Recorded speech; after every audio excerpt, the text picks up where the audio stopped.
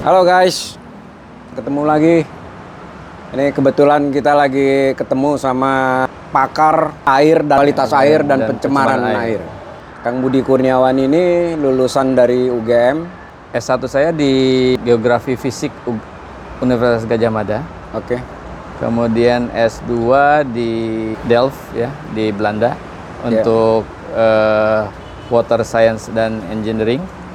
Kemudian S3 saya di Kyushu University di Jepang untuk Urban and Environmental Engineering.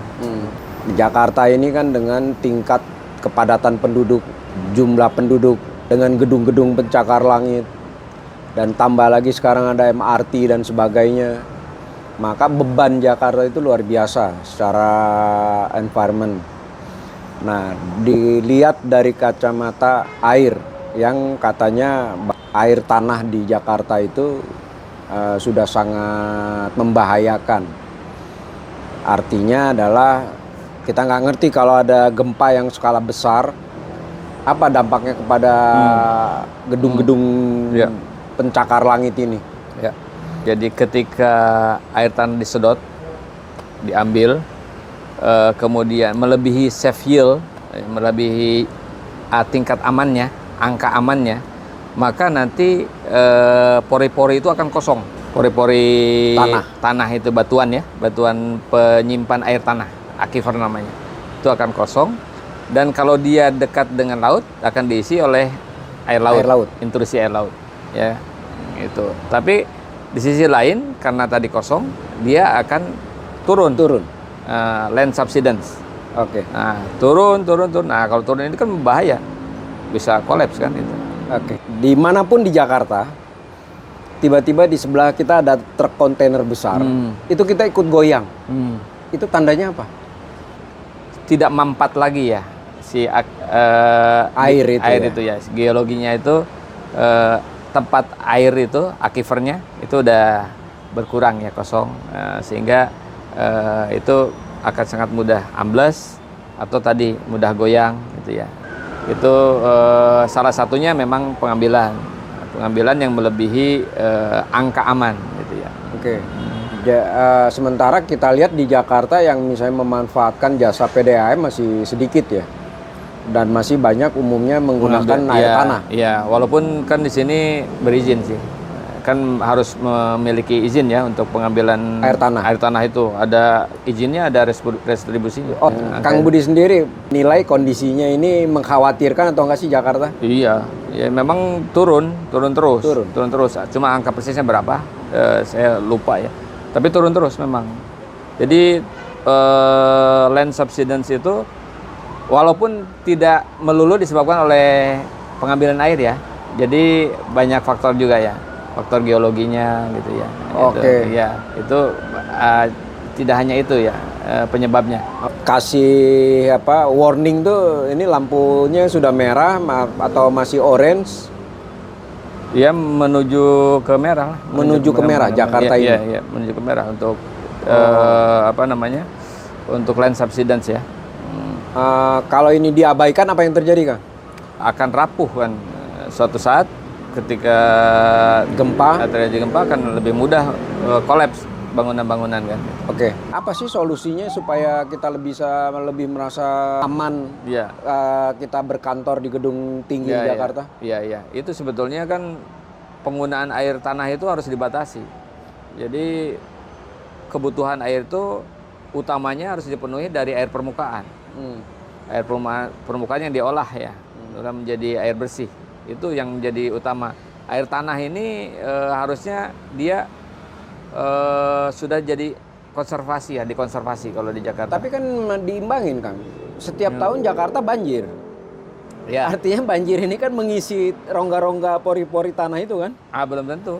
Bisa jadi dia lari ke laut aja. Ya sebetulnya kan tadi banjir itu juga bisa jadi karena land subsidence terjadi sehingga lahan menjadi rendah. Oke. Tambah struktur geologinya, ditambah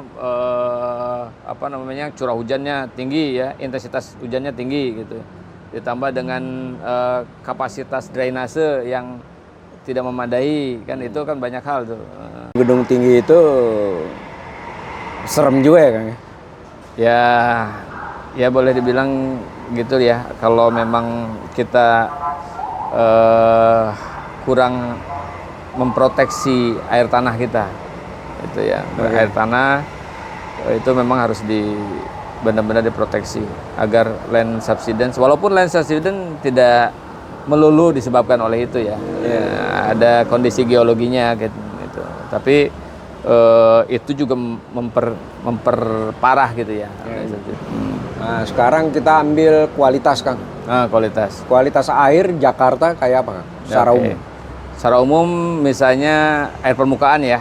Sungai sama akan ada beberapa waduk ya. Sungai itu 13 sungai itu yang sungai-sungai utama ya yang ada di Jakarta itu memang rata-rata juga sudah tercemar. Ada penelitian nggak, Kang, soal kaitan dengan air tanah di Jakarta ini dampaknya kepada manusia? Ada, jadi air tanah di Jakarta itu banyak tercemar bakteri coliform. Karena tadi sumber air itu dari sumur, kemudian sumur itu tercemar oleh limbah dari septic tank. Itu. Oke. Sehingga tinggi angka coliformnya itu. Dampaknya ke manusia? Dampaknya ya waterborne disease tadi, penyakit-penyakit yang disebabkan oleh air kotor. Oke. Orang sering sakit perut. Nah, gitu itu ya. jangka pendek kan? Ya, jangka panjang itu ke organ ya? Ya, ke organ. Gitu ya. Tapi mungkin tidak setoksik tadi dari industri ya. 1 dekade ke belakang, itu kan memang sungai-sungai kita warnanya ada hitam, bau, terutama di Jakarta Utara misalnya. Tapi kan sekarang kita lihat sungai-sungainya udah lumayan menimbulkan bau, atau misalnya kayak di Hayam Buruk, itu sudah misalnya juga nggak terlalu pekat. Ya memang kecenderungan itu ya dari selain coliform tadi ya, coliform dan total coli itu memang membaik ya sungai-sungai sungai-sungai utama lah ya seperti Citarum, Ciliwung, Cisadane. Kan Jakarta juga masuk Cisadane kan? Ciliwung ya. Ciliwung hilirnya kan Jakarta masuk tuh. Itu memang untuk parameter-parameter selain total coliform dan coli itu membaik memang. Tapi untuk coliform dan total coliform itu tetap tinggi. Artinya tetap tadi pengolahan limbah itu belum banyak ini progresnya. Pengolahan air limbah terutama dari domestik ya. Sementara industri juga iya. Cuma tadi kita ini agak lemah dalam pemantauan untuk logam berat ya. Oke. Logam berat itu umumnya tidak terdeteksi ini di air. Terdeteksinya di sedimen. Nah, itu juga kemampuan kita untuk memonitoring itu juga masih lemah. Bahayanya Jakarta juga bisa salah satu indikasi kuat adalah di pantai-pantai Jakarta itu sudah mulai sebenarnya ujungnya di sana. Jadi kan aku pernah ke sana kan, Muara Baru. Iya. Itu air memang sudah ke daratan. Bahkan di tanggul-tanggul yang dibangun itu ada yang bocor-bocor. Nah, itu kan berarti warning ya. Iya. Jakarta semakin rendah kan. Yang mutakhir sekali penelitian tentang Jakarta yang Akang tahu tentang ini emerging contaminants. Jadi jenis-jenis polutan yang relatif baru gitu ya. Seperti dari farmasi. Farmasi. Seperti paracetamol. Iya kan? Iya. Kemudian ada lagi ya beberapa produk-produk farmasi dan produk-produk daily care gitu ya. Dan misalnya untuk ini nyamuk ya. Untuk melindungi dari gigitan nyamuk. Oke. Guys, berarti lu pada nih kita nih termasuk harus udah care tuh. Jadi kita nggak sadar kalau misalnya di rumah kita obat-obatan main kita buang ke sampah, dan tanpa sadar itu kita ikut mencemari itu guys. Jadi emang pemilahan sampah di rumah pun itu penting. Makanan harus sendiri, plastik sendiri, kaleng atau apa memang harus dipilah itu ya. Iya. Terutama yang berkaitan dengan obat atau chemistry. Iya betul, jangan dibuang langsung ke tempat sampah atau nanti masuk ke sungai, sungai masuk ke laut gitu kan. Itu kan berbahaya. Ngeri juga ya. Ngeri. Dan itu hormonal disruptor. Hormon disruptor itu mengganggu sistem hormon kita.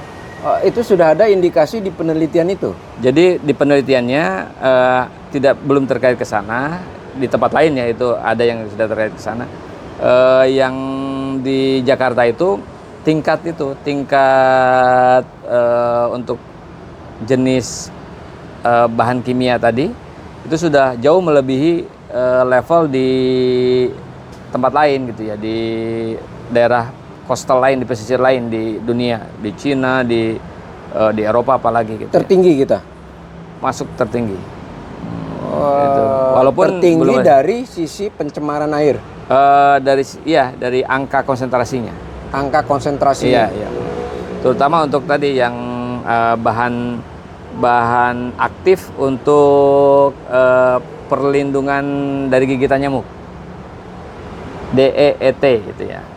Itu kayak baygon gitu? Bukan, untuk ini nih, untuk biar kita nggak digigit nyamuk. Ada iya. Kita nggak usah nyebut merek ya. Oh, oke. Itu kan. Iya. Itu tinggi di Teluk Jakarta. Oh. Dan di sungai-sungai yang 13 sungai itu tinggi juga. Iya.